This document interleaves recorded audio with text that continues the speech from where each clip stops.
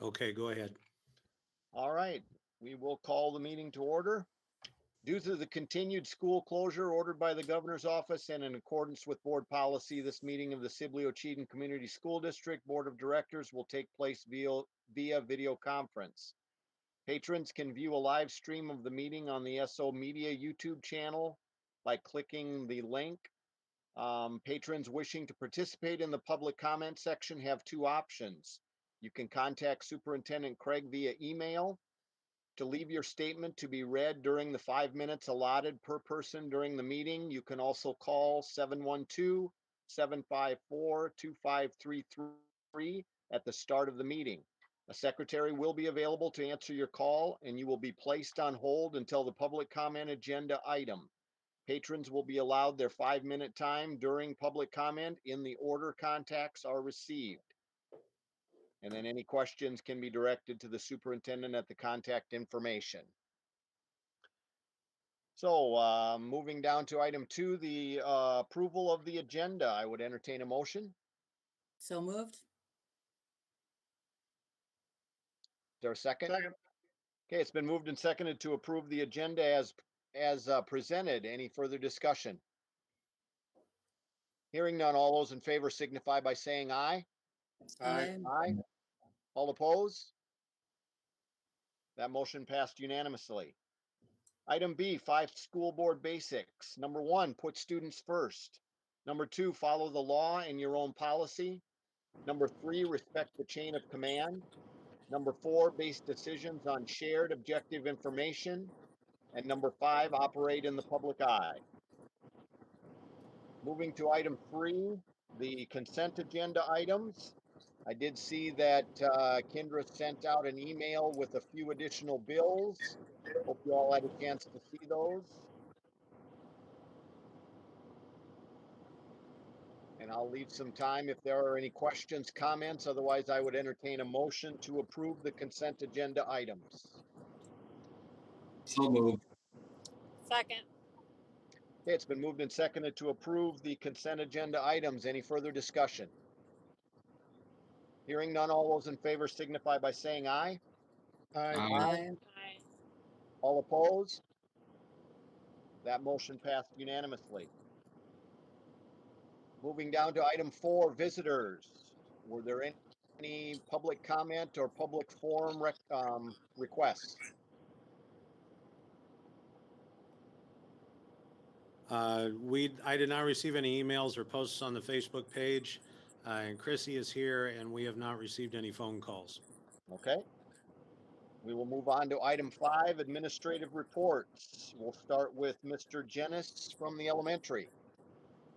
Okay, well, this is going to be pretty brief just because we don't have a lot of our, actual board goal data this month. But I just wanted to really give a shout out to the teachers and some of the things that they've been doing during these last few weeks to really try to engage the students. And in the report you guys probably have, I didn't list things as I went through them today, but here are just some highlights that they've done. They've done some class and individual meetings, obviously. They've had kids send them pictures of assignments or tasks to complete. And then some of these fun things that they did was a couple of teachers played they had a Frozen 2 challenge with a few of the students in one of their sessions. The Kahoot, which is kind of like an online quiz maker. There's a lot of people playing those. There was one teacher that had like a family game night. We had some different book chat rooms that people were getting into in the 5th and 6th to complete their novels. And then some of the other ones were just having kids making videos and submitting them to the teacher, videos on how to do things or what they've been doing. So those have been kind of entertaining to watch too. So that's been going on. We did schedule kind of the end of the school year, how that was going to look. Our official last day of online services is going to be this Wednesday, because Thursday is when we do pickups and delivery of some of these student materials. We have also kind of gone forward with what we talked about last month with our virtual tutoring. We currently have 18 staff members that have signed up. We have 23 kids that are confirmed for tutoring this summer, and we have another 18 that we're waiting for responses. and we are still obviously trying to add to that if we can. As far as some of the other stuff like the 90-minute block, intervention, attendance, PD, I don't have anything in those areas. All right, any comments or questions for Mr. Jennis? All right, if not, we will move on to Mr. DeZale.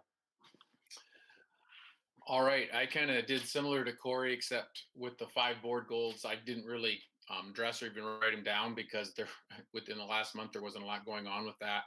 So I just wanted to highlight maybe some of the things that have been going on at the middle school, high school level. More of the behind the scenes stuff, maybe a little bit.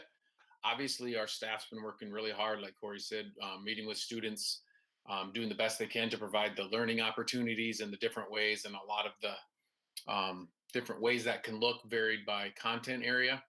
Some of the other things that have been going on, keeping us busy, is even though this has been going on, like with our special ed program, the IEP still had to happen. So that kind of transitioned in from just having something in school to our special ed teachers having to coordinate that between the student, the family, and myself and gen ed. So we've had a lot of special IEP meetings lately.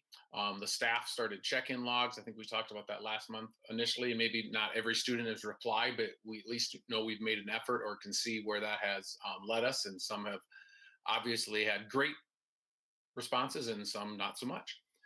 The custodial staff has started to work really hard, and just some of the bigger projects that maybe wouldn't have gotten done in the summer, they've started on this spring, specifically restripping the floors and things like that in the high school and the middle school. And a lot of those bigger issues they are tackling right now. They've been working really hard on that, and just the deep clean to get all the buildings done.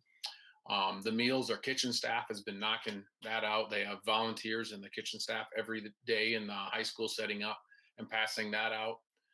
There's been a lot of meetings. I put in our notes, meetings, just because different factions, anytime we send something out, anytime we have to do something that's a little different, there's probably a meeting that transpired, if not 2 or 3 or 4, just to plan that out.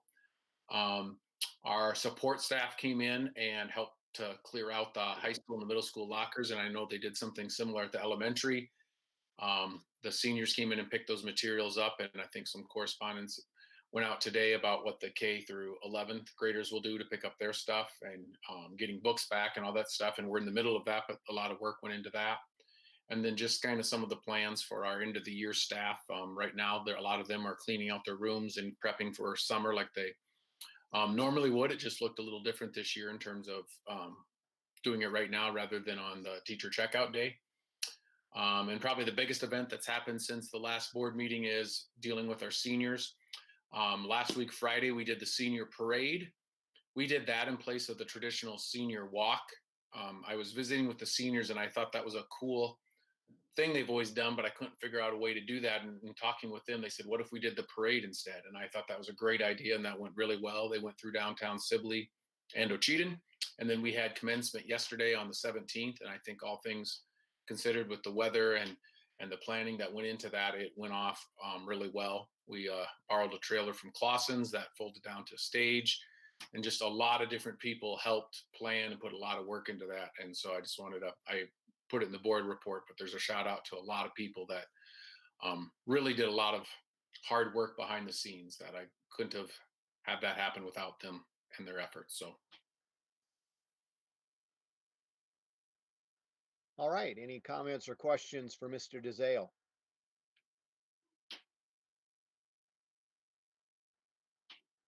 If not, we'll move on to Mr. Craig.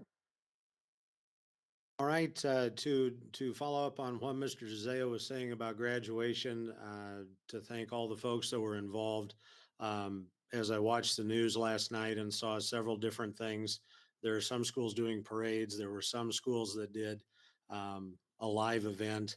I know there was a school in a county that had not had any cases that was able to have an outdoor event but only with the students sitting apart from each other and parents invited, so they didn't have a crowd either. I particularly enjoyed all the honking. I thought that was awesome, where people couldn't clap, they could honk, and whoever had the truck in the back corner with the train whistle going off, that was awesome. So that was a unique experience that I know I'll never forget.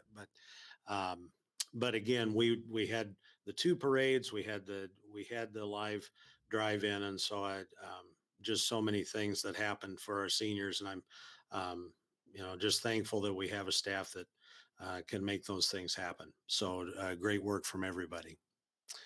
An academic update for this for next year. We've been, as Mr. DeZeo alluded to, we've been meeting to talk about return to learn.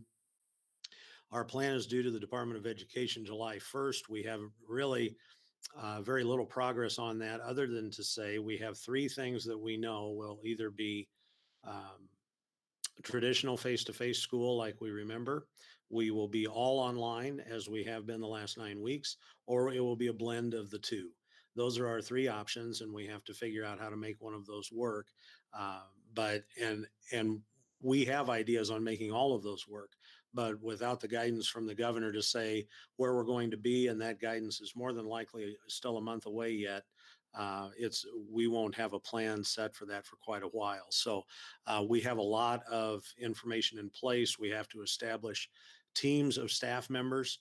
One is our district leadership team. Traditionally, that's been the calendar committee.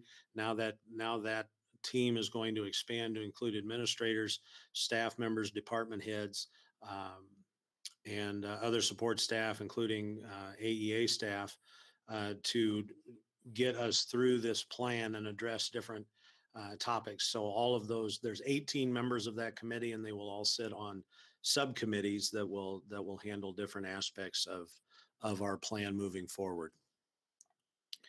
To review my goals, we haven't had any district or community events until graduation yesterday since the last board meeting. I've continued to take temperatures for the meal program in the mornings. As far as communication, we continue to update as it becomes available.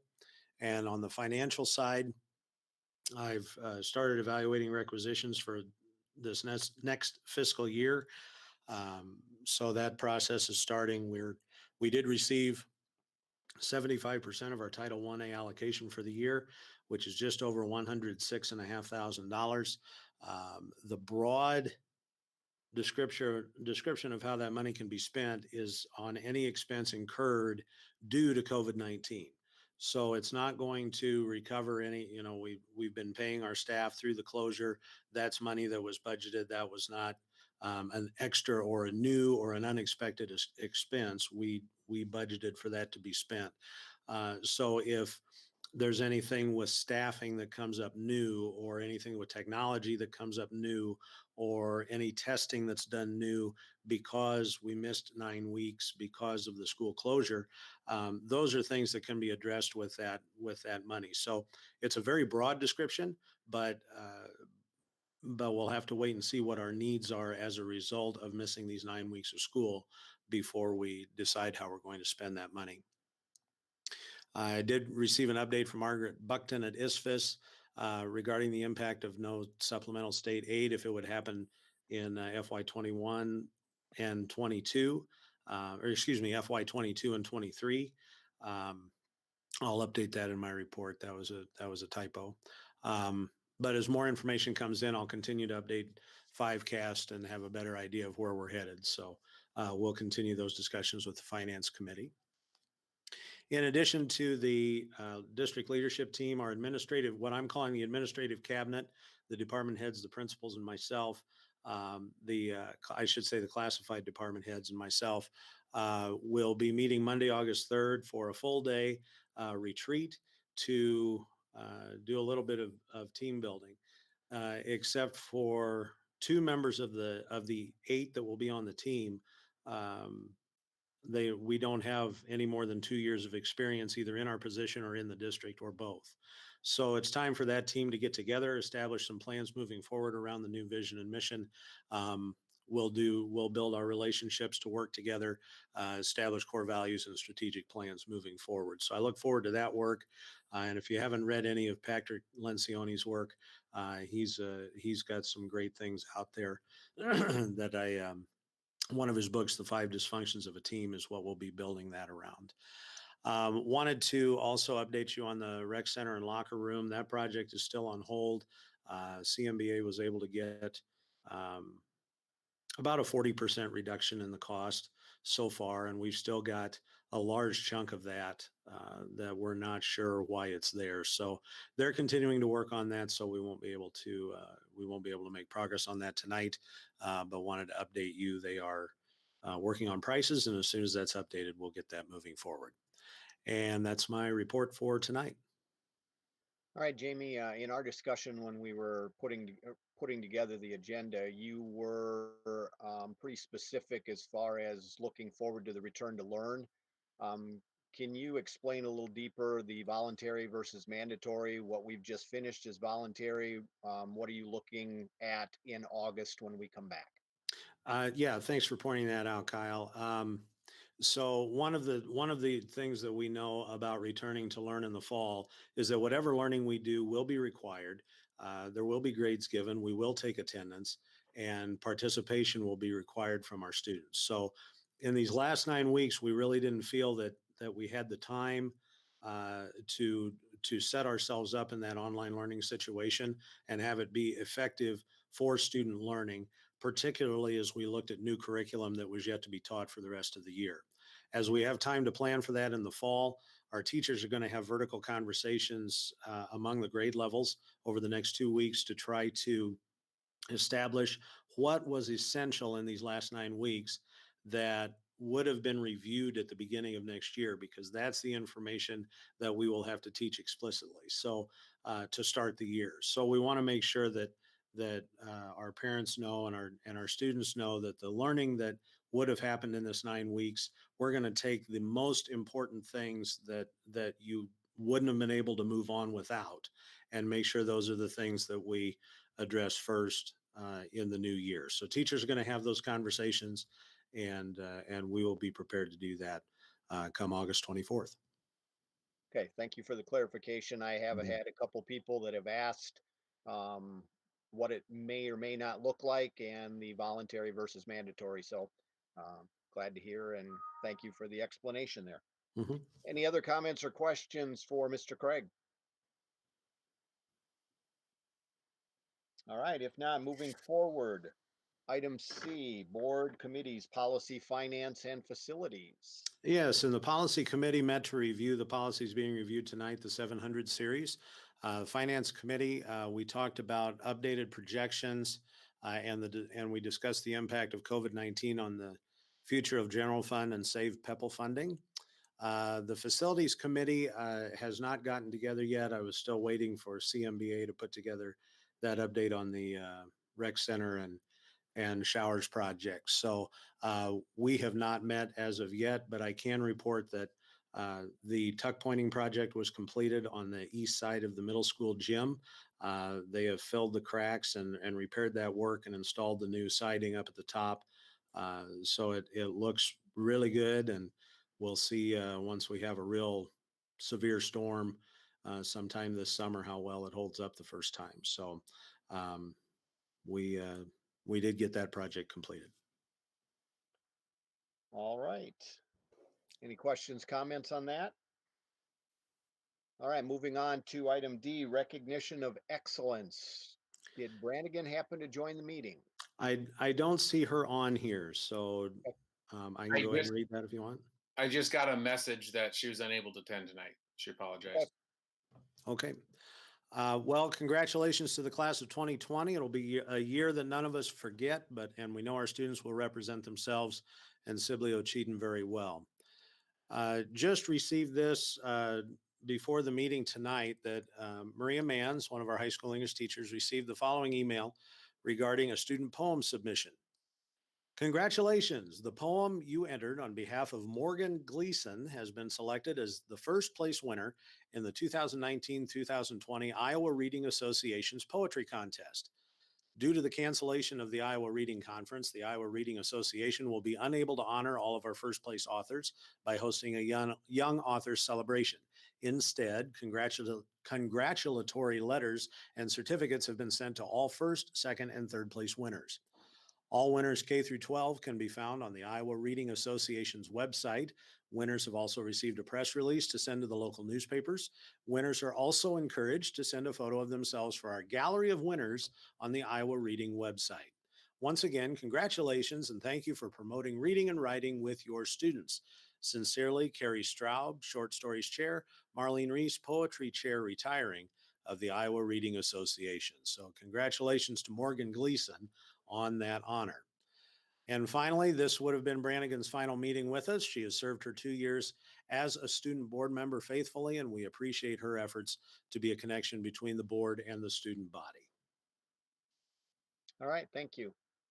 And I would like to echo that. Brannigan did a very good job of her role as a student representative on the board of directors. So thank you. Moving on to item 6, new business, instructional coach presentation.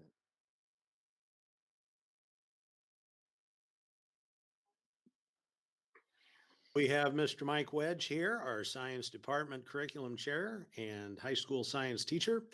And he's going to update us on what the science department has been doing to meet our literacy goals. Mr. Wedge. Well, thank you. Before we get started, I just wanted to, on behalf of the science teachers, I debriefed them before the meeting tonight, and they all wanted to share a sense of gratitude and appreciation to the school board and district leadership administrators, Mr. Craig, Mr. Jennis, and Mr. DeZale for all the support the science department receives, and as well as just thank you for such an open communications this past year, and all the work you guys did on behalf of the kids and the students for that through this whole COVID business. I know it's not been easy, but it was very much appreciated. But before I get started, I just have a favor. If at any point I'd like at least one question from everybody throughout the either after the presentation or during. Just my teaching skills are a little rusty, so I'd like to kind of get back in the groove a little bit. So I please at any time ask questions. And it's been a while since I've had more than just a couple people on Google Meet. I don't want to take up too much time, and I don't know how much depth you want me to go into, but I thought I'd just start with the general report from the Department of Education, and I'm just reading off the items I sent out to Mr. Craig.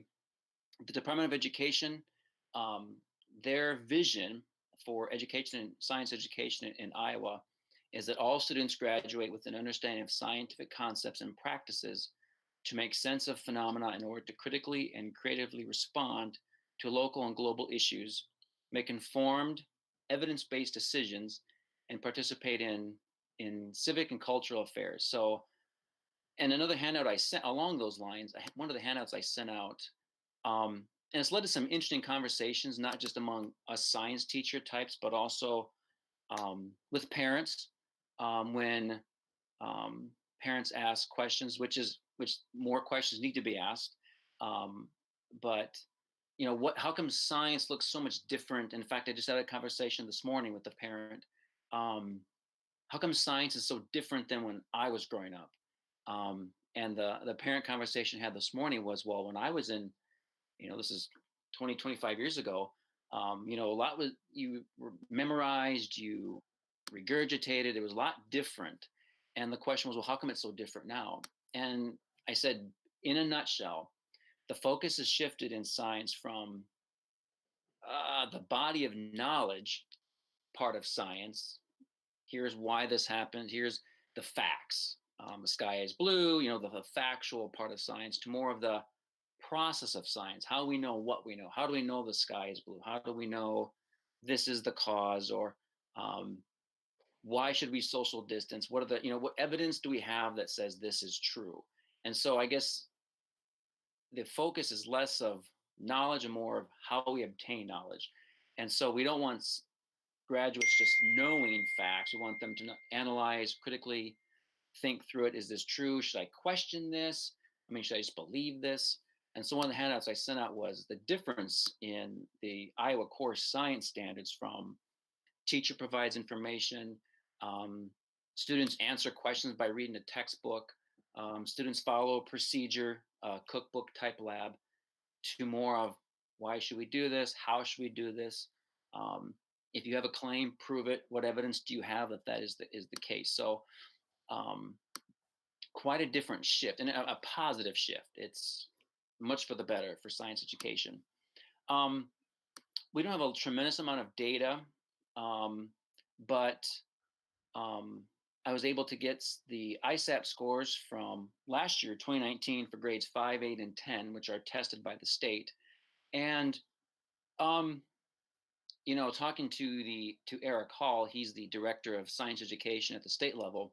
When the new ISAP came out, which is shifted away from bubble type tests, there's still many multiple choice questions, but a significant portion of the new tests come from claims where the kids have to write their provided evidence and they have to write a claim like we do in our classrooms.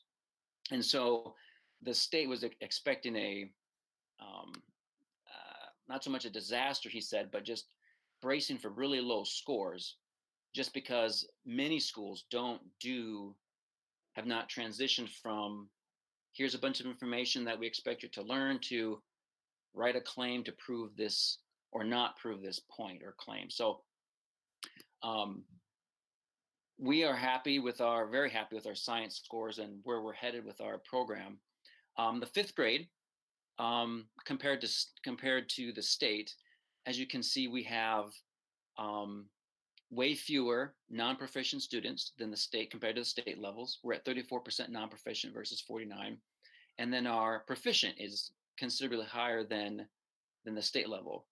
And obviously, our goal is to get more and more kids at the high and proficient levels. Eighth grade, we're right at where the state is.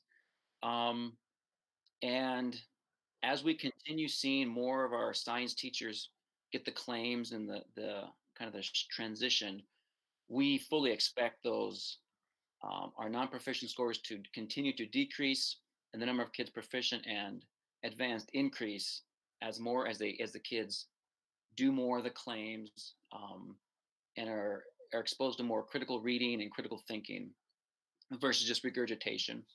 And our 10th grade scores, we're very pleased with. We had very few non-proficient students, and a considerable chunk were proficient.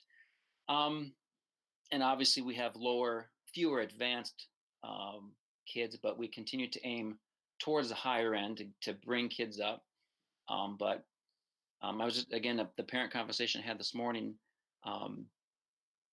the parent had made mention that her daughter felt so much more confident on science because she was better at reading and writing than she had been before. So we're seeing a lot of positive developments there. The next component or part of the information I have is and not just as a teacher, but I always like when we're given opportunities to reflect. Mr. DeZeo has us do that all the time. And I tell my students that too, when I have them reflect on a project or a unit or a test, what went well, what is going to go better. And I tell my students, I said, Mr. DeZeo has us do that all the time. I said, Mrs. Watterson has us do that. What part of the lesson worked well? How do you think you're doing? So seeing the other science teachers reflect on what they accomplished, something they want to accomplish, and then something they want district leaders to know.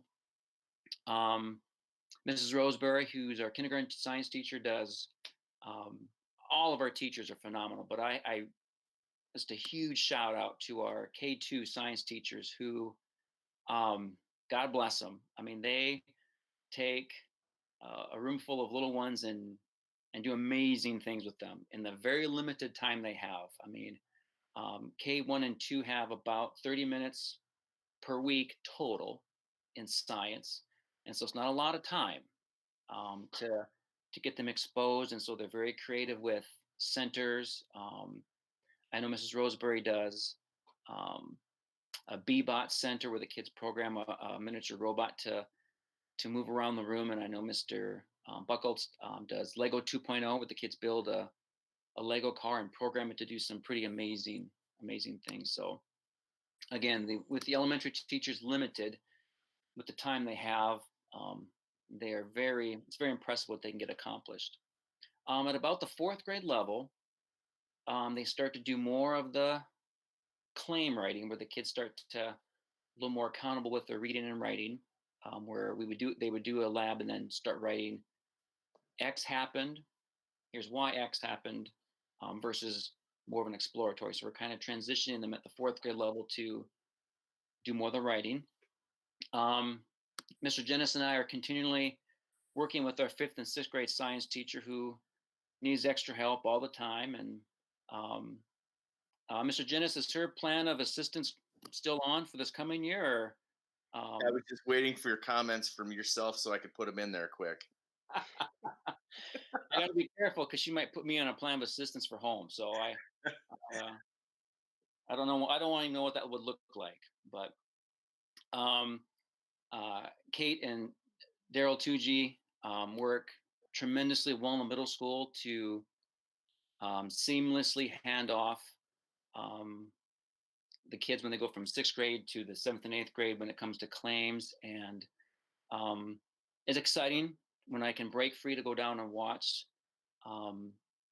the level of engagement. I mean, even in my own classroom, but I especially like to get out and see when I can the engagement from the students. I mean, we went from, kind of activities for the fun of it to more of a, here's why we're doing it. We're getting more out of it. And the kids are legitimately interested in the questions that the teachers pose. And then, we work hard as teachers not to give them the answer, but they need to come up, the kids need themselves and to come up with the evidence to answer the question. And I thought Mr. Tucci had an excellent point. In education, sometimes we go from one pendulum swing to another. Whoop, we gotta do, tons of this, and then something else gets cut. And so I think we've done an impressive job of getting the literacy component, especially the writing, into the science, but we also have to make sure that we continue the exploratory and the science part of science, not just the writing. So that's something we work at, kind of find that middle ground where it's not just reading and writing, but it's also posing questions. And it's difficult. There's only so much time of the day in the unit to get all that done. But I've been incredibly impressed with the rigor of our science program and the teachers' willingness to, admit that this isn't working and I got to do something different. Mrs. Hench and I, Erin, the new science teacher, she's been an amazing partner. Really enjoy working with her. She challenges me and I challenge her, and she's made me better my lessons. And so again, just an excellent partner. And at the high school level, we continue to, we want it to be more like the middle school where it's not a giant jump from 9th to 10th grade. We want to be able to say, okay, you've, kind of just moving on to the next level versus something tremendously different. Filling in our gaps. We had quite a few gaps that we're continuing to fill in. In addition to obviously the claims, which are a major part of the science curriculum at the state, we have tried hard to improve, kind of hit two birds with one stone. To hit our closed reading, we will do ACT prep passages. So the kids 9th through 11th grade, we do about 2 or 3 per unit. And those of you that have had students in my class know that we're pretty consistent about doing ACT preps, where the kids will spend some time going over how to strategically read an ACT passage or an ACT graph. And then we provide kids opportunities to struggle and then receive feedback. And so it's a productive struggle. ACT scores have been slowly increasing at SO. And our goal, the current junior, next year's seniors, current junior class with the first group of kids that have had ACT prep since ninth grade. And so we're confident that we'll see continuously improved ACT scores, which obviously will improve our ISAP scores as well. And Mrs. Watterson, our curriculum coach for the 712, is just an incredible asset. I mentioned that last year that when this position first came in, I'm sure she's one of the first people that, what do I do? How do I make my position valuable? And now that she's been doing it for 4 years, I think, maybe 5, I can't imagine not having her in the district as a curriculum coach. She comes in, poses questions, makes us think, helps us with our assessments, kind of gives us takes a cold eye to some of the stuff we do and say, how can we make this better? Is this what we want to accomplish? So again, just did an incredible asset, and has really helped with making our program even better. And the last part, hopefully you have questions coming. The last part of the information I have to share is from our website. It's the curriculum tab in our science website. Just how we as a science team meet district initiatives. To obviously the main, or I guess a important district initiative is the closed reading. And on the website and then the handout I have, at all grade levels, students read appropriate trade books, textbooks, articles. Mrs. Hench and I are working to get some more, I suppose, current science articles to the kids. And and we do this more in my college chemistry and college biophysics class, where we read kind of current event articles. All grades have lab books or notebooks where and I'm sure those of you that have students in our science classes know the work that the kids put into their lab books, and they put a lot of work into them, and it's about their work and the work that they do and what they learn. So it's impressive. It takes a lot of time and energy. In addition, as I mentioned, the high school, we complete ACT prep passages, and they're all related to what we're studying. We have quite a repository of ACT prep passages. In addition, we work hard to make sure students work on our complete sentences, doing our part to make sure that writing is not just done in English, but across the curriculum.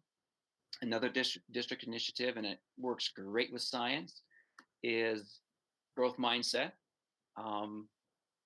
We as a team work to make sure kids get opportunities to make mistakes, correct mistakes. Science is always changing, and it's important that kids know that you may not understand yet. We provide STEM challenges where they can redesign. At the high school level, we give the kids unlimited attempts at homework, practice. We allow retests. There's some stipulations, but we really want to impress upon the kids that it's okay to make mistakes, that you should make mistakes. It's not a nasty or dirty word, that scientists learn continuously from their mistakes. And especially with our claims, we do not zap the kids for misspellings. We work with them one-on-one. We'll tell the kid, hey, you can't just check off a box. Kids are more than happy to take a 50, 60, 80% as long as it's done. Well, it's not done till we check off and it's perfect. All the mistakes been fixed. There's no mistakes. We've had conversations one-on-one, or sometimes we'll have group conversations. Here's how you use the semicolon this particular point, and we've seen, like I said, an impressive improvement with the claim writing. And the last district initiative is, of course, APL. All of our science teachers use APL strategies, different, I guess, formats, so to speak, but grades 5-12 have bell ringers. I've seen kindergarten all the way to high school use time on clock. Take 2 minutes, talk to your partner. What do you think about this question, or whatever the case is? Objectives are known to the kids. I know at the high school level, we send out emails to kids and parents. Here's what we're doing. Here's the objectives. Some APL strategies we need to continue to work on. Closure is something that we try hard to get in, but not always. And we also try to make sure that our tests are not more than 30% multiple choice, that we give the kids opportunities to explain their answers. And obviously claims, reading second graders claims is really exciting, because obviously coming down the road, they'll be prepared to write claims at a higher level. So that's a lot to take in, and I'd love to be questioned. I got questions. Excellent. So I actually have just a couple.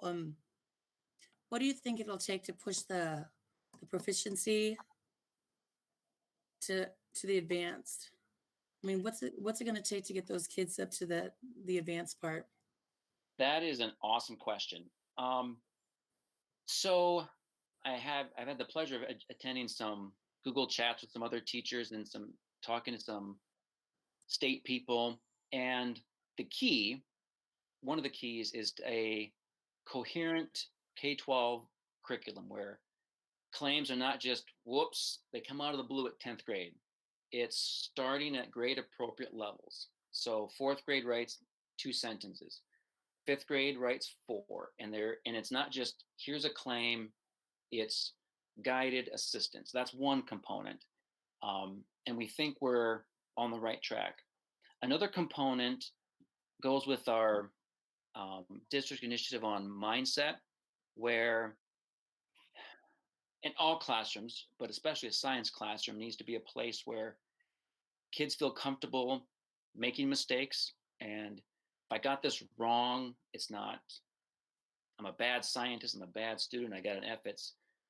I can learn from this mistake and then not penalize. Of course, there's an accountability moment, but we really try to provide the students with opportunities to improve their grade, not get zapped for practicing, but to learn from those mistakes, and an environment where I gain confidence from my mistakes versus I made a mistake and now I'm hopeless. And also the literacy component's really important, because so much of what is tested is reading and writing. And so as we continue to give the kids opportunities to tackle ACT prep passages, for instance, to become more and more confident.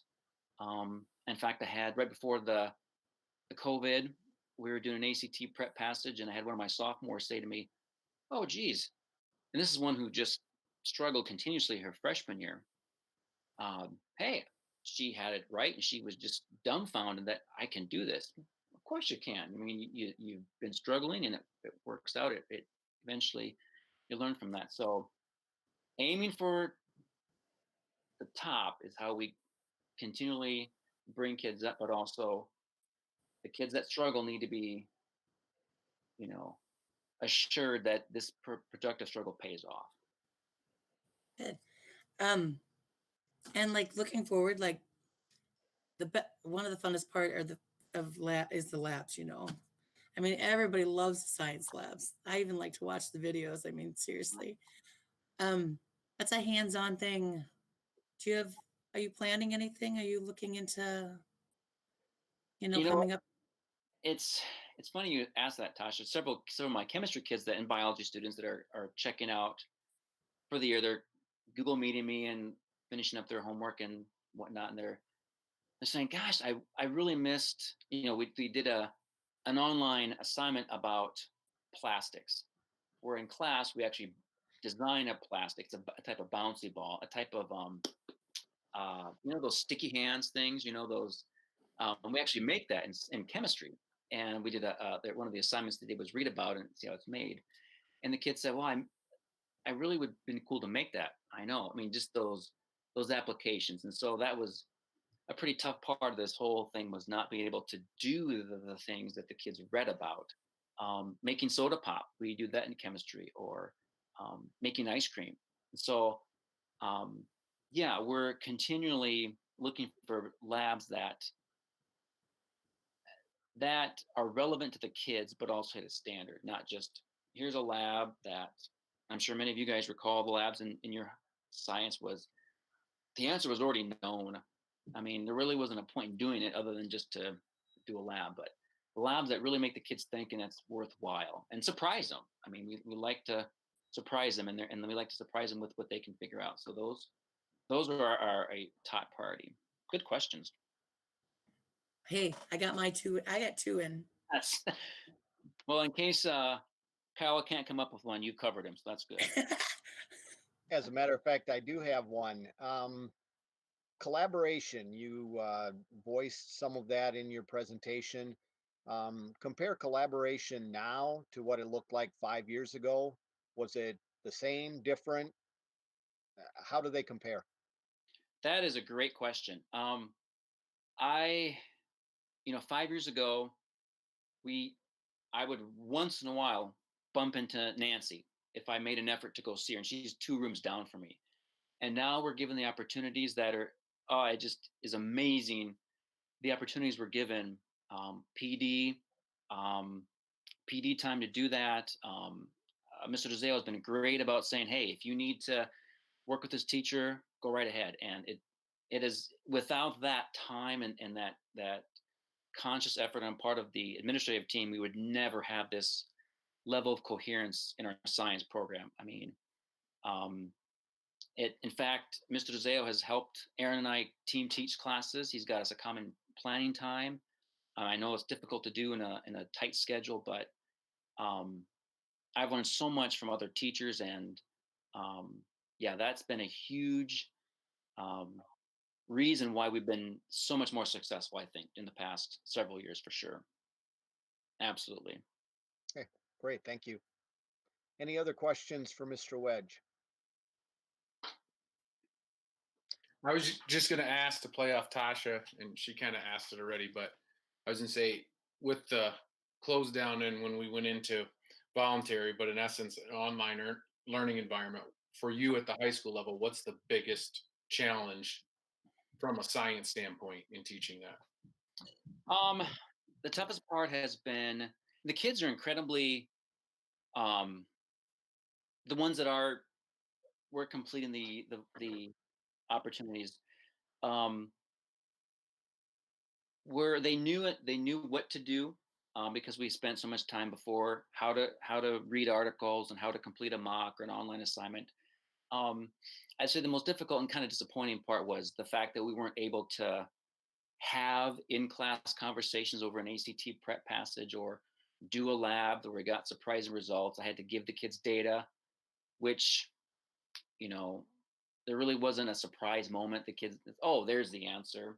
It's amazing how the kids look forward to not knowing an answer and finding that out and being surprised and then discussing it. So that's been tough. Aaron and I toyed with showing the kids a video on this particular reaction, but yeah. So if we, fingers crossed, we have to go down this road this fall, we'll undoubtedly have to do something more when it comes to kids seeing the experiments versus just reading about them.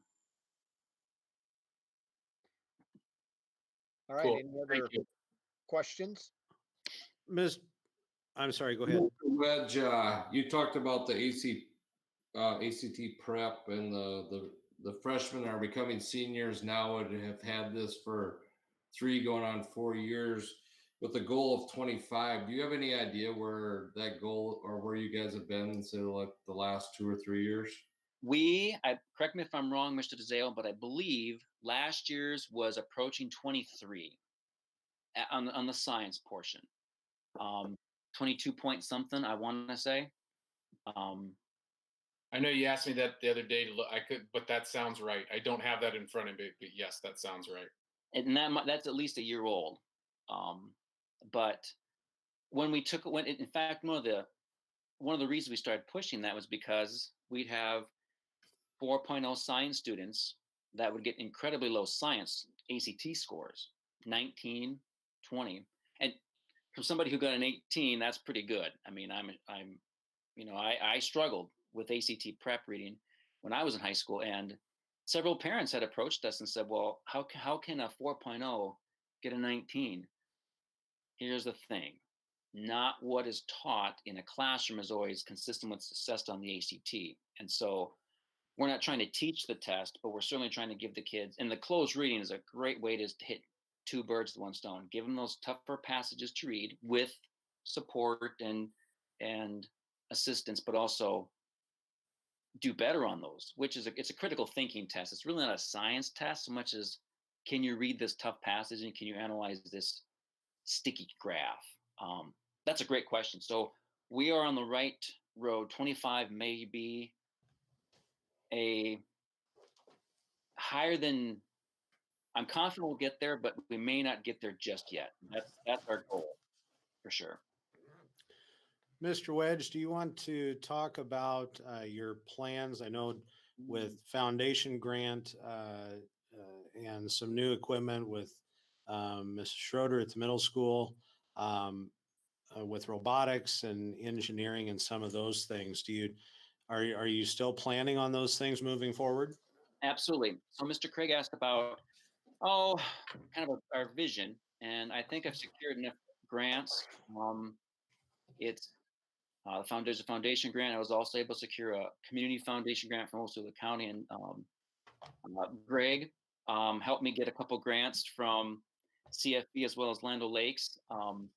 We're planning, and we've already done, I would say about, we're not as far as we like, but the middle science room is kind of our robotics STEM lab, where Ms. Schroeder brings up her 5th, 6th, 7th, 8th graders to do Lego robotics.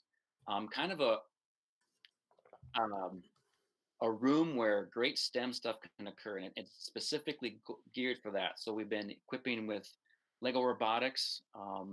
We want to do, in my physics class, I want more of a rocket kind of a workshop where we can have teachers come up, Kate and Daryl and even Terry Ackerman. We had conversations about having him do some STEM projects in that STEM lab. So a big vision is a kind of robotics STEM workshop where it's geared for that kind of learning.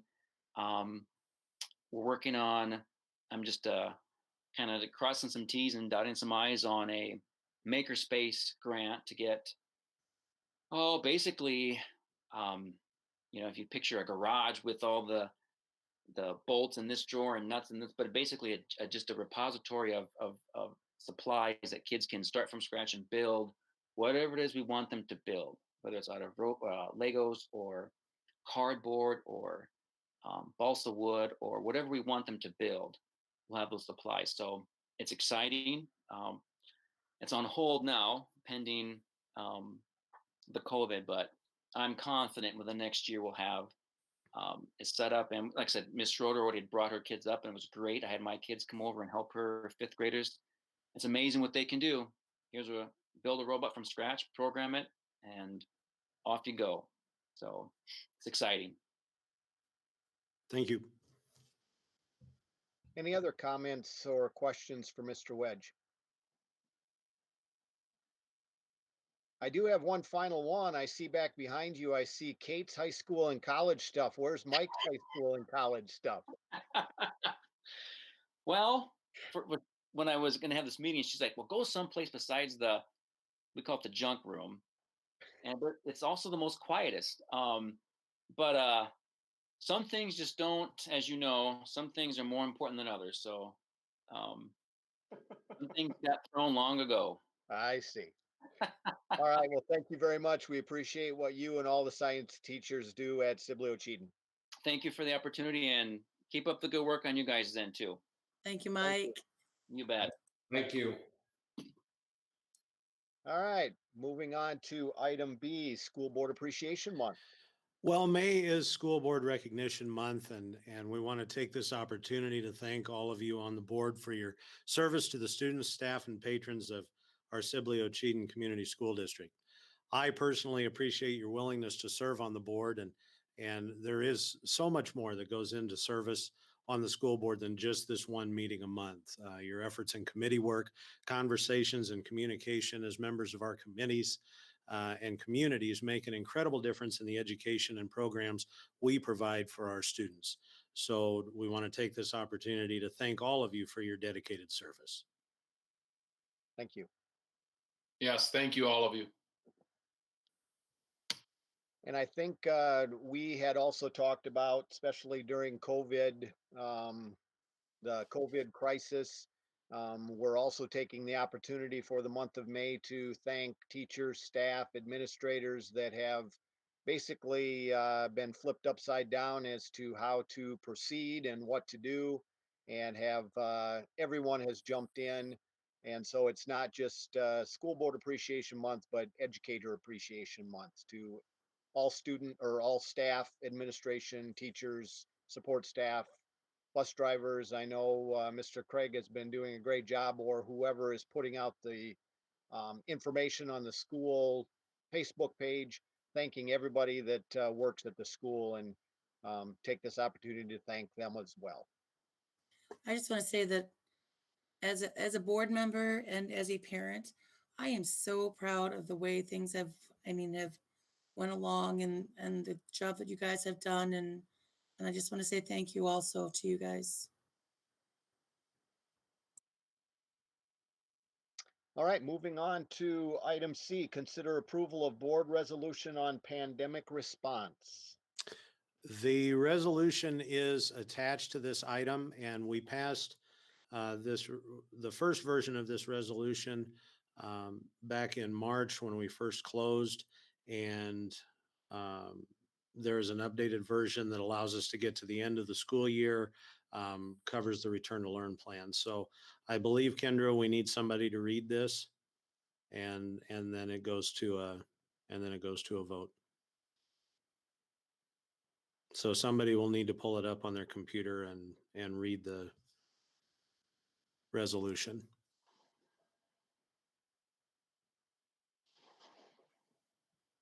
Does anybody have access to that?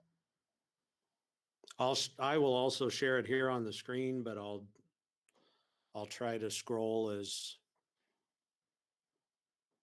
so everybody can read together.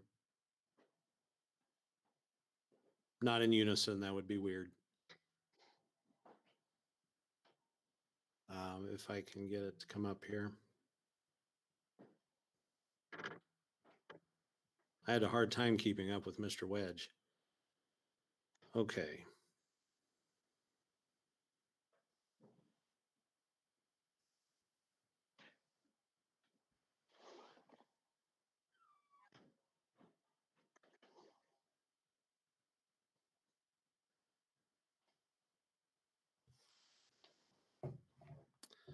Okay.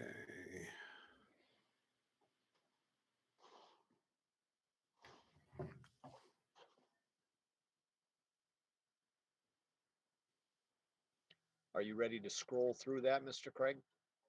If you can see it, okay, I am. Would there be a board member that could? Whereas Iowa Code Chapter 279.8 authorizes local school boards to govern their respective districts, including adopting policies for their own governance. And whereas the board may be formal action, suspend or rescind board policy as deemed necessary, appropriate in the best interests of the district. And whereas on March 11, 2020,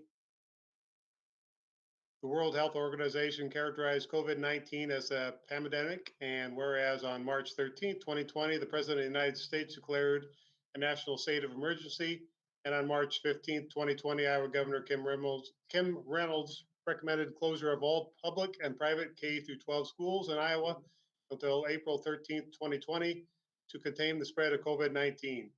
And whereas on March 17, 2020, Iowa Governor Kim Reynolds declared a state public health disaster emergency under the authority granted through the Iowa Constitution.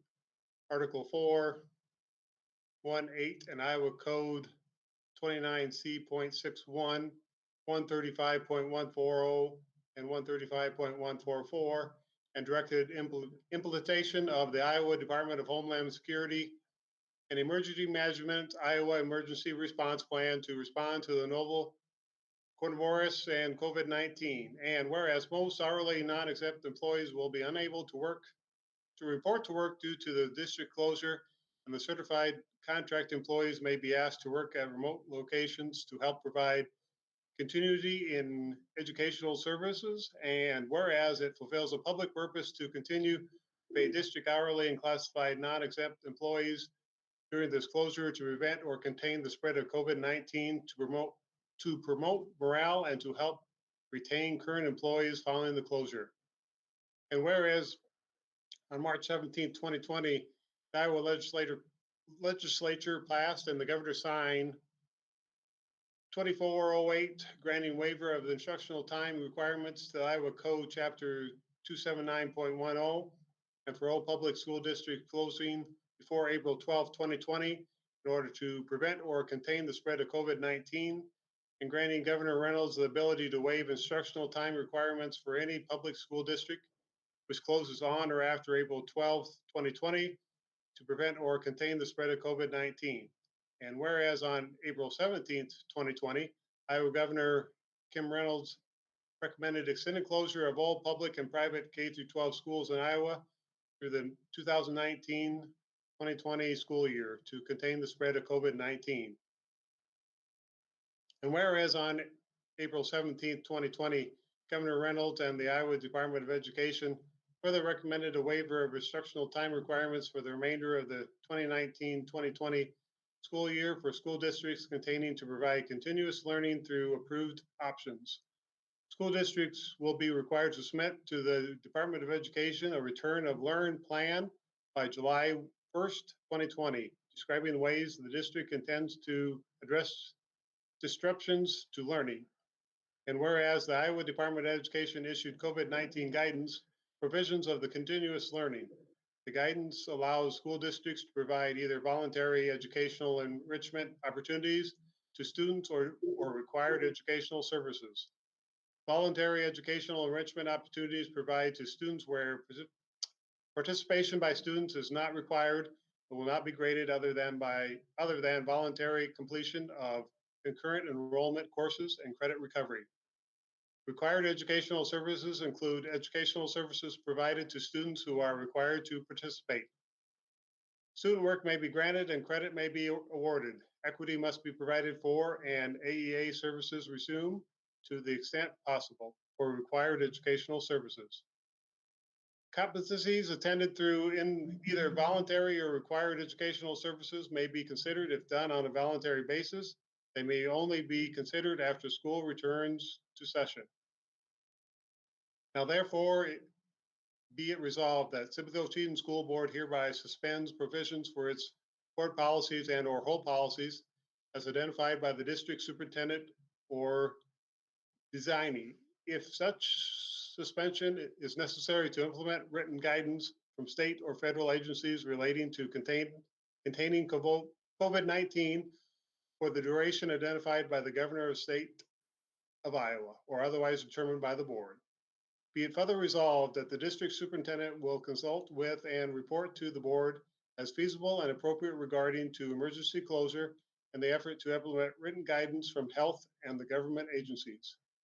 Be it further resolved that the district superintendent is authorized to close any school facility without further action by the board of directors through the end of the 2019-2020 academic year. Such closure shall continue during the emergency created by the COVID-19 pandemic until such time as the superintendent in consultation with the appropriate health and government authorities deems it to be in best interest of the districts and its students to open schools. Be it further resolved that the district superintendent shall follow all the Iowa Department of Education guidance requiring the submission of the return to learn plan for the district by July 1, 2020. Be it further resolved that the district superintendent is authorized based upon the needs of the district and the guidance from health and government agencies to direct staff assignments during district closures, including but not limited to essential employees who must report to work. employees who may be reassigned, and employees whose services are not needed. Be it further resolved that access to public school grounds and public school buildings of the districts will be limited as directed by the superintendent during district closures. Being further resolved that certified exempt employees will remain employed during the school closure and until the number of days expressed in the contract have been fulfilled, unless otherwise approved by the board. Days that contracted employees do not report for duty either on site if deemed an essential employee or from a remote location for all those employees due to closure do not constitute a fulfilled contract day except to the extent those days are forgiven by the district. Be it further resolved that in the light of the district-wide emergency closure, the board authorizes the superintendent to place hourly and classified non-exempt employees on paid administration leave and to continue to pay them until the number of days expressed in the contract have been fulfilled during the period of school closure. Be it further resolved that this district has elected to provide voluntary educational enrichment opportunities to students in the district during the period of school closures. Being further resolved that in the interest of the public health and or to comply with federal or state health department recommendations or guidance, the board encourages the public to attend or listen to its open public meetings via telephone or video conference, live streaming on television and or on the internet, and the board may also limit public comment to written comments. Being further resolved that the board reserves the right to adjust board meeting dates, times, and locations during the district-wide emergency closure in a manner consistent with open meetings law, and notes that any or all board members may attend board meetings electronically as permitted by law. Be it further resolved that the execution of this resolution is conclusive evidence of the board's approval of this action and the authority granted herein. The board warns that it has, and at this time of this action had, full power and lawful authority to adapt this instrument. This resolution will remain in full force and effect until it is rescinded or amended by subsequent action of the board, adapted and approved on this 18th day of May, 2020. All right, thank you. I would entertain a motion to approve the resolution on the pandemic response as read. I'll make a motion to approve it. Second. Okay, it's been moved and seconded to approve the board resolution on the pandemic response. Any further discussion? Hearing none, all those in favor signify by saying aye. Aye. All opposed, same sign. Motion carried unanimously. Item D, consider approval of disposition of obsolete equipment. So the athletic boosters purchased new hurdles, and the old hurdles are district property. They have value, and so as we don't need them anymore, we've had people start requesting if they can have them. So we have to go through the disposal of property policy here. So the total value is not $5,000, so we don't have to have a public hearing, but we have to decide how to dispose of the hurdles, either by auction, garage sale, or online website. I would recommend that Tyler go through and we try to find items so that we can have an auction or a garage sale and not just have one item on it. But as we come up with those items, we'll have to approve them in the same manner. So I would recommend that we approve disposal of the hurdles by auction, garage sale, or online website, and we can select the method when we get more items to dispose of together. All right, any questions or comments? If not, would entertain a motion to approve the disposal of the 94 old track hurdles by auction, garage sale, or online website. So moved. Second. Okay, it's been moved and seconded. Any further discussion? Hearing none, all those in favor signify by saying aye. Aye. Aye. All opposed, same sign. That motion passed unanimously. Moving to item E, consider approval of concession stand project. So I have more information from Mr. Ackerman, and before we make any motions tonight, we'll make sure we talk through these quickly. So the bid was attached for you to review. Terry set the overage on. The overage was the amount he had flexibility on, so he reduced that once he got the last bid in to be under the $135,000 threshold. So he set up this anticipated timeline. With help of volunteers, he's hoping to get the concrete building pad completed by the end of the summer. When we return in the fall, students will be able to help with construction in his classes, and that's going to satisfy the folks that donated whatever parts of their bid that they agreed to not charge us for. They required that we had student participation, so that will happen in the fall when classes resume and we can have those kids back together. He has an optimistic completion date of next spring. A year from now, the realistic completion date is the start of the 2021 football season. So he has all of the bids together, and we're ready to move on that tonight. Does anybody have any questions about? There really isn't any update other than he got the last bid in, I believe, for the electrical.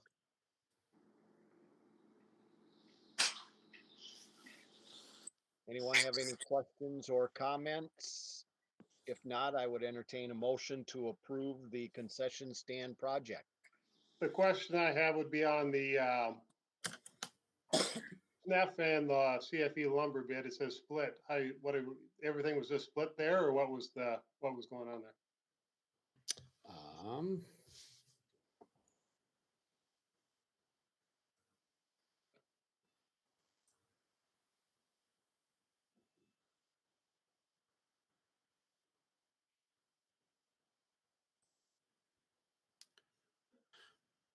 Let me get to that page. So the Schnepp lumber has. SNF, I mean, if they were equal bids, SNF was definitely cheaper, but Right. I never actually went through page from page to page. But It looks, I think what he's intending there is between Schneff and CFE that they're going to pick. Terry, yeah, we split the materials between the two companies. Yep, I'm getting that message from Terry now over the text message here that they do intend to split the materials between CFE and Schneff. So they'll identify what they're getting from those bids okay, and place orders from those. So they will not purchase all of one or the other.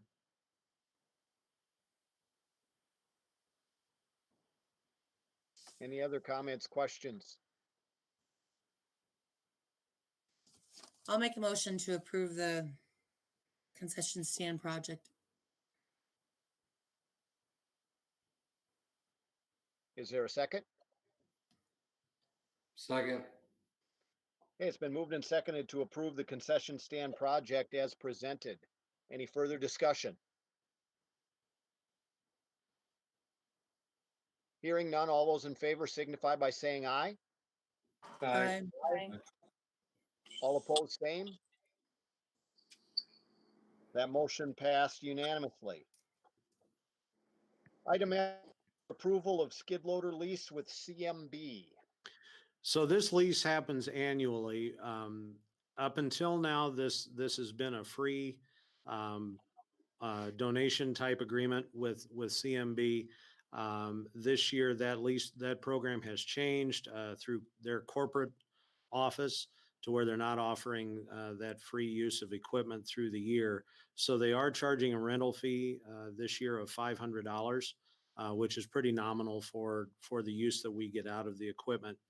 Mr. Rottinghouse requested and Tyler and Amos both agreed that skid loader would be more beneficial, and that did not change the price. So we ordered a skid loader to use. Again, that's $500. And then the tractor that we had a bucket and forks. that we purchased the forks for that the last time. We're doing that again this time, and they're taking a trade-in on that. So we're purchasing the forks for an additional $500. That's not connected to the lease. So the skid loader will be here from now until around December. It's an 8-month lease, and then we don't use it during those later winter months. So they'll take it back, and we'll get another one back next spring that we can use. It's been very handy to have that equipment here. Mr. Rottinghouse has been able to use it for moving things around. He used it to help with the resurfacing project west of the bus barn where we keep the band trailers.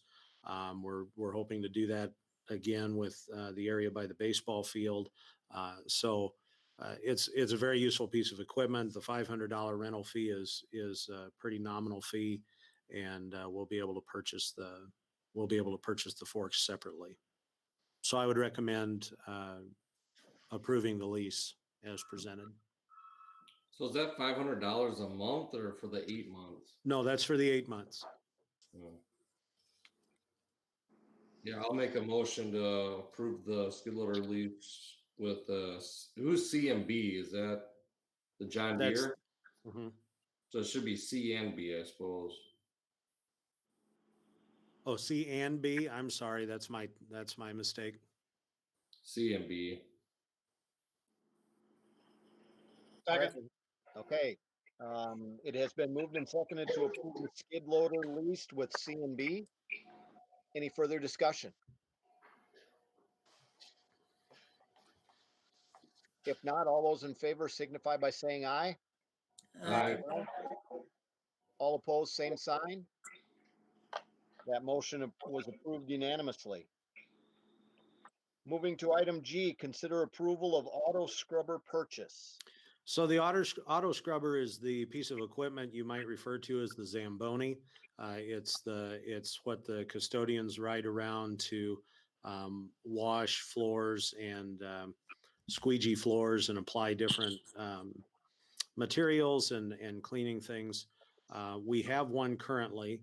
It has a lot of electrical problems that have surfaced that are going to be expensive to fix. We've been looking at using Hilliard for our cleaning supplies, and they have a machine that is not only the current machine that we had was purchased, I believe, 6 years ago, and it cost around $17,000. This machine is around $19,000, but we were able to get $4,000 in discounts on it, so it's actually cheaper than the one that we currently own when it was bought 6 years ago.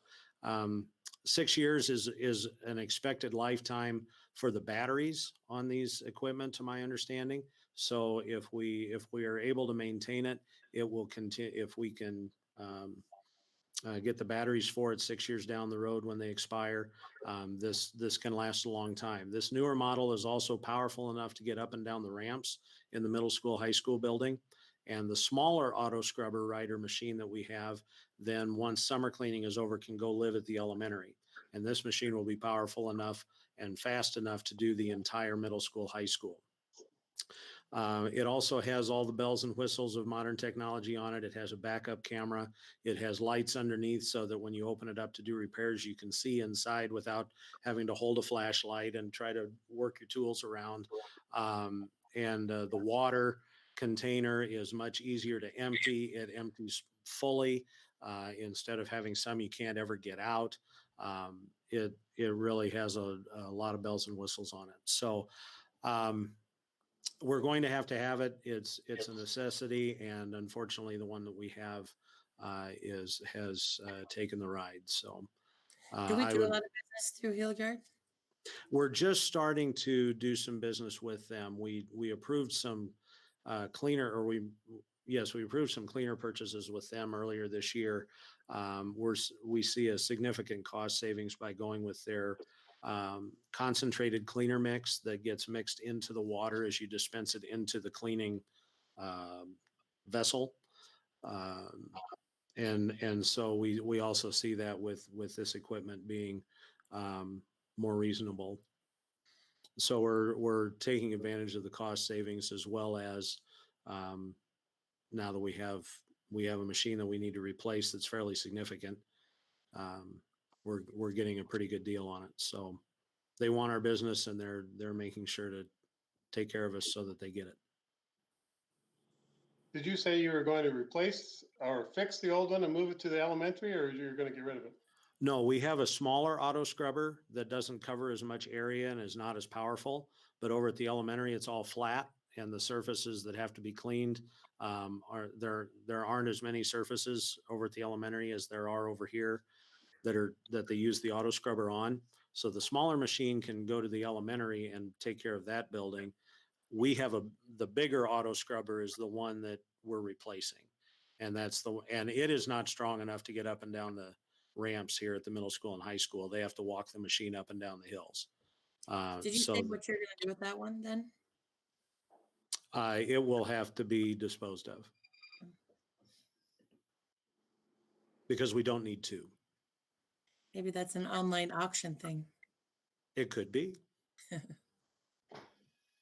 I'll make a motion to approve that auto scrubber purchase. What was it for 13 or $15,317.60? Second. Okay, it's been moved and seconded to approve the auto scrubber purchase from Hilliard. Any further discussion? Hearing none, all those in favor signify by saying aye. Aye. Aye. All opposed, same sign. That motion passed unanimously. Item H, distribute the 2020 ISB legislative priorities. So those are attached to this agenda item, and as board members, you'll need to take and read through those and identify your top four that mean the most to you.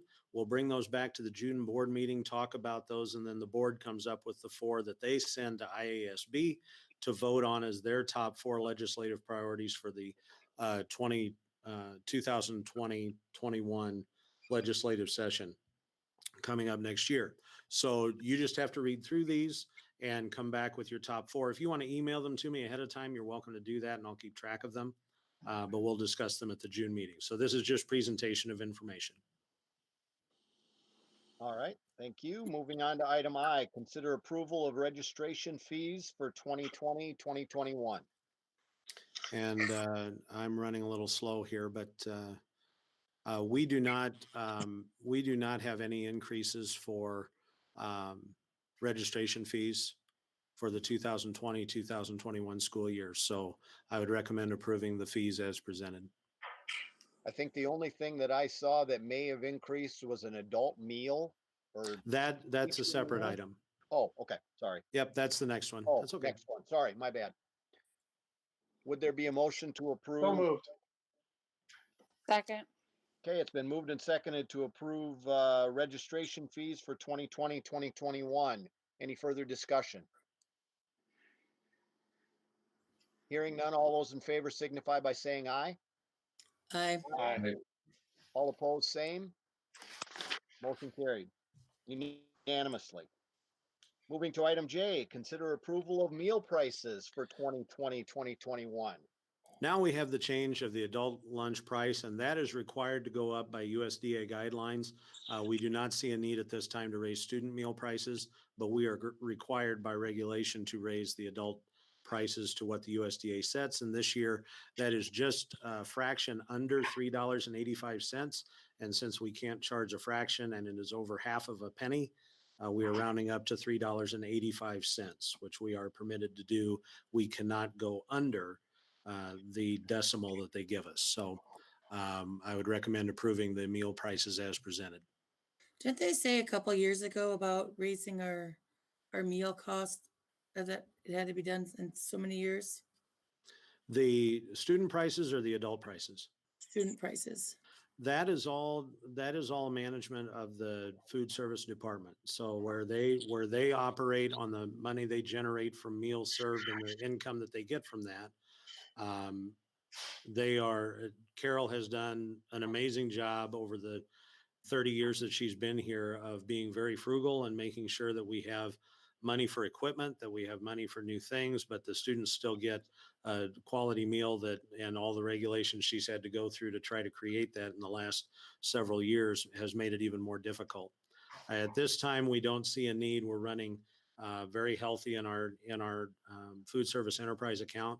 And so we especially felt this year with everything going on that we didn't need to raise meal prices, especially because we weren't in, and we don't see a specific need to for this next year. Now that may change as we move to the future, but that's a year by year thing that we go over.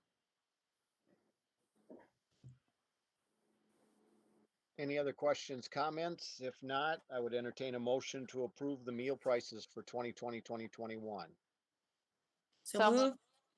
I'll second. Okay, it's been moved and seconded. Any further discussion?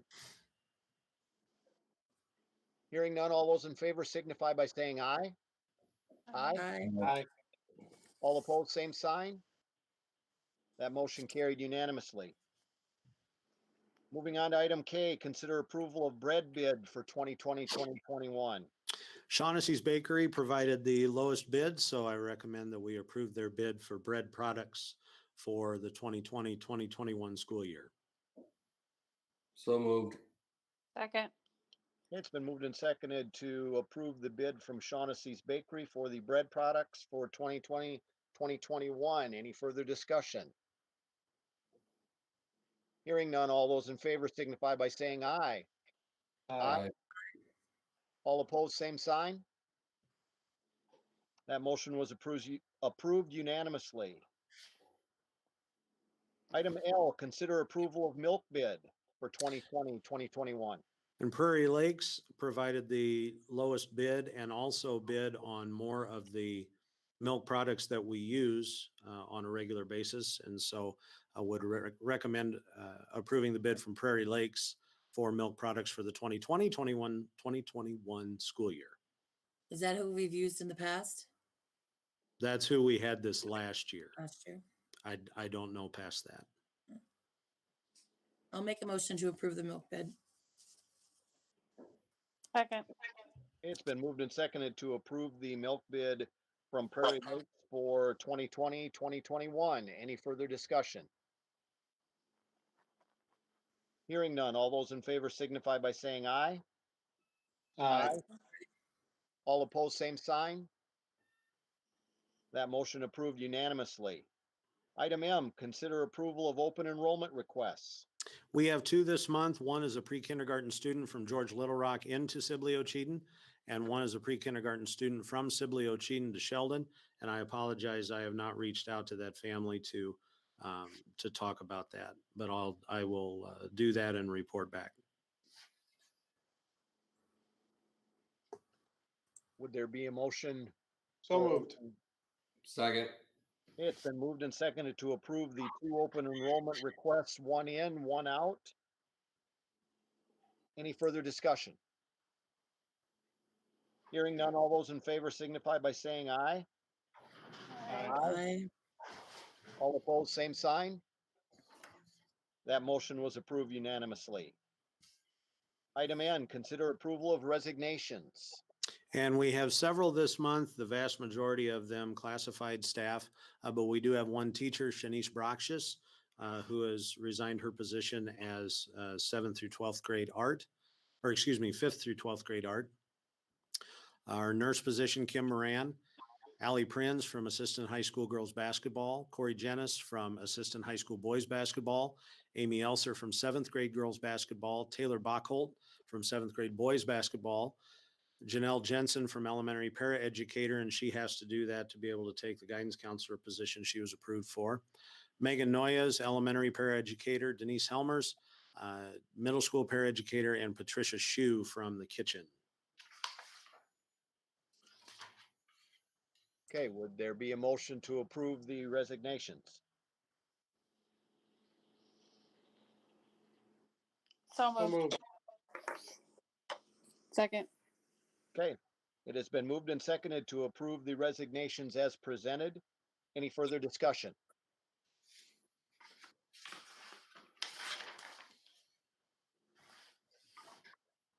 And I might add with thanks for their service to Sibley Cheatham.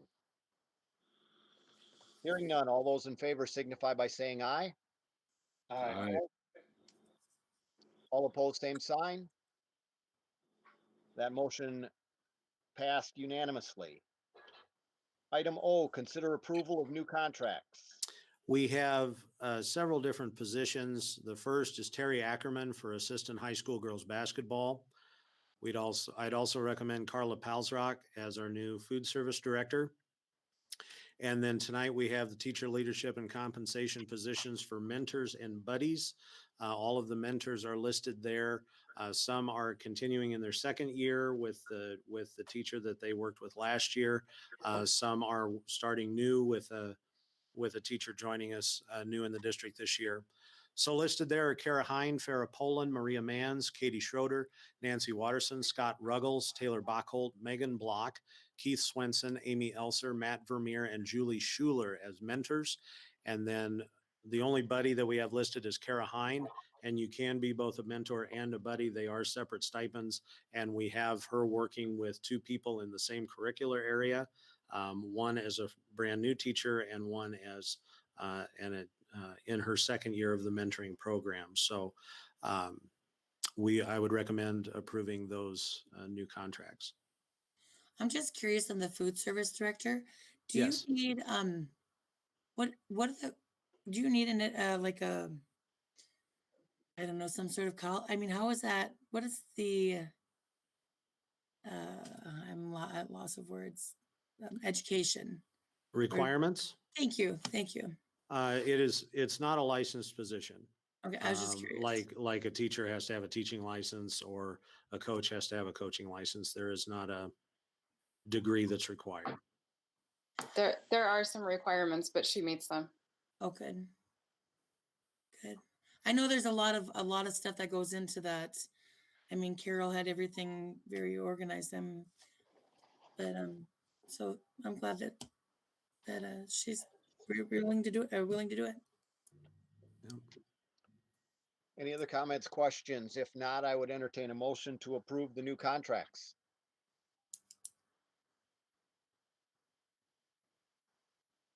So moved. Second. Been moved and seconded to approve the contracts as new contracts as presented. Any further discussion? Hearing none, all those in favor signify by saying aye. Aye. All opposed, same. That motion approved unanimously. Before we get into the next item P, consider approval of superintendent salary and issuing contract. I do want to apologize. I kind of let it slip. We do have to do an evaluation for Mr. Craig this year. Last year we did not, as it was Mr. Bohr's last year. So I will be getting you information over the next couple of weeks to fill out for his evaluation. I will also be sending out the evaluation for Kendra. So if you would fill those out and return them back to me, I will sit down probably with Greg sometime and go through Mr. Craig's evaluation. And then we will have a closed session at the June board meeting to get that taken care of. So I apologize for that. That should have happened this month. So we will move on to the item P, consider approval of superintendent. If you would feel more comfortable waiting until after the evaluation, we can table this until next month. If you feel comfortable with the contract as presented, we can get that passed this month. How did we come up with 2,500? The finance committee looked at that and it was basically a 2% where we gave the principals 2,000 each and then the superintendent 2,500.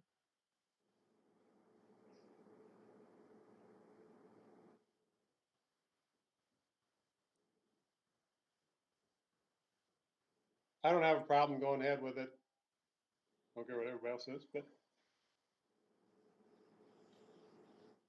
Any other comments, questions? Otherwise, I would entertain a motion. So moved.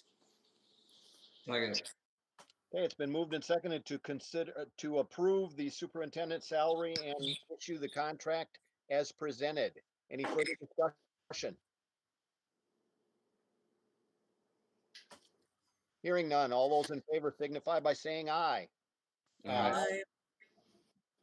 All opposed, same sign.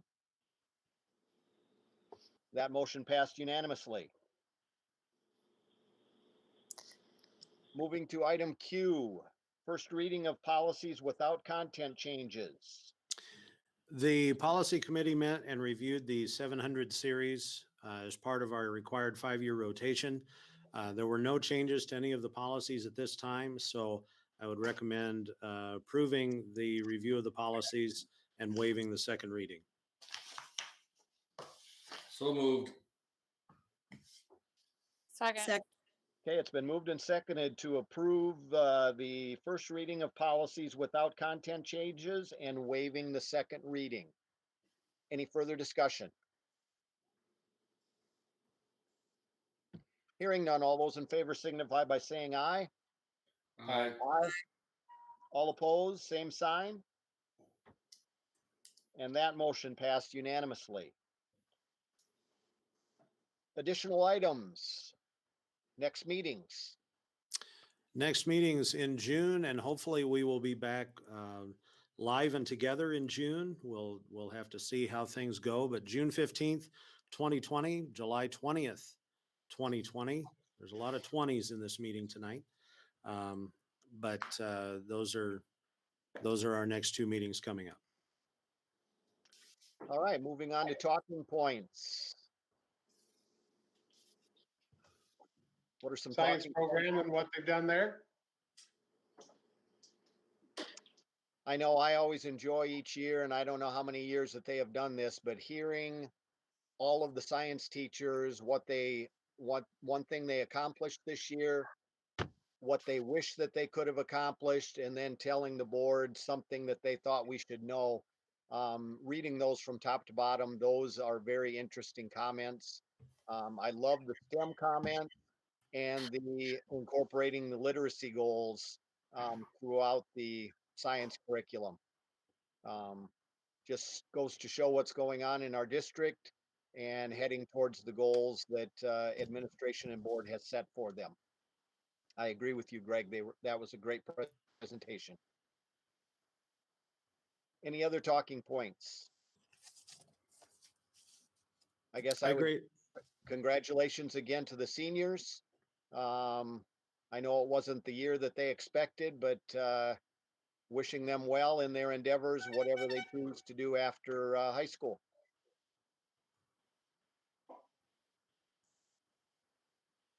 Any other comments, questions? I would like to take an opportunity to thank you for the vote of confidence and look forward to going through the evaluation process and working on some new goals for next year. It's been a very quick first year. And certainly I didn't sign up for 6 months of July, but we've worked through it and we're very pleased to be here with you. So appreciate that and want to send congratulations again out to Ms. Gleason, who was selected as first place in the poetry contest. That's a great deal that we still have students achieving and doing great things even through this time of crisis. All right, if there are no other talking points, I would entertain a motion to adjourn. I'll make a motion to adjourn. Second. It's been moved and seconded to adjourn. All those in favor signify by saying aye. Aye. Aye. All opposed? Motion carried unanimously. Thank you very much. Thanks, everybody. You bet. Thank you. Aye. Thank you.